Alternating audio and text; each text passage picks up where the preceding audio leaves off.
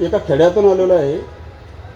शेगावदेवी या छोट्याशा गावातून येऊन मी इथं भोकरदनमध्ये स्थायिक झालेलो असून माझ्यावर दादांनी आणि भाऊंनी विश्वास टाकून मला प्रभाग क्रमांक 10 मधून उमेदवारी दिलेली आहे. माझ्यासोबत प्रभाग 10 लताताई सपकाळ आणि नगराध्यक्षपदासाठी आशाताई माळी या उमेदवार आहेत.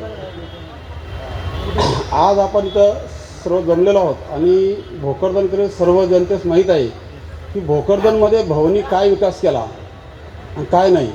आता येथील जे 20 वर्षापासून जे नगराध्यक्ष म्हणून राहतात ते हमेशा भाऊवर एकच आरोप करतात की यांनी काय केलं, यांनी काय केलं. तर त्यांना मला एकच सांगायचं आहे की भाऊंनी काय कामं नाही केले हे तुम्ही आम्हाला येऊन विचारा, कारण की स्टेजवर बोलून काहीही फायदा नाही. त्यांचा एकच प्रश्न असतो हमेशा की बा पाणी पाणी पाणी. आता पाणी पाजणं हा नगर परिषदचा विषय आहे, कारण की हा काही आमदार साहेबाचा विषय नाही आहे. तर हे जर ते नगर परिषद जर तिथं जाऊन बसले पाणी पाजणं त्यांचा विषय, मग ते आमदार साहेबांनी राहतात का ही पाईपलाईन योजना आणली नाही, ती योजना आणली नाही.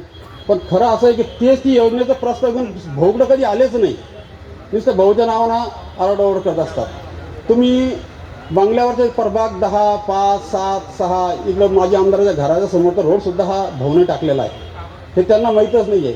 पोस्ट ऑफिसकडचे भरपूर रस्ते हे भाऊनेच केलेले आहे, हे पण त्यांना माहीत नाही. फक्त ते भाऊच्या नावानं काय फक्त विरोध करायचा म्हणून विरोध करतात. आता इथं काय माहिती आहे का, नगर परिषद सत्ता आपली नसल्यामुळं अजून जे काही झालेलं कामं आहे पाण्याचे ते आपल्याला करता येत नाही. त्यासाठी आपल्याला नुसतं नगरसेवक निवडून येऊन चालणार नाही, तर आपल्याला आपले जे नगराध्यक्ष पदाचे उमेदवार आहे आशाताई माळी यांना प्रचंड मतांनी आपल्याला निवडून द्यावं लागेल, तरच आपल्या भोकरदन शहराचा राहिलेला विकास होईल.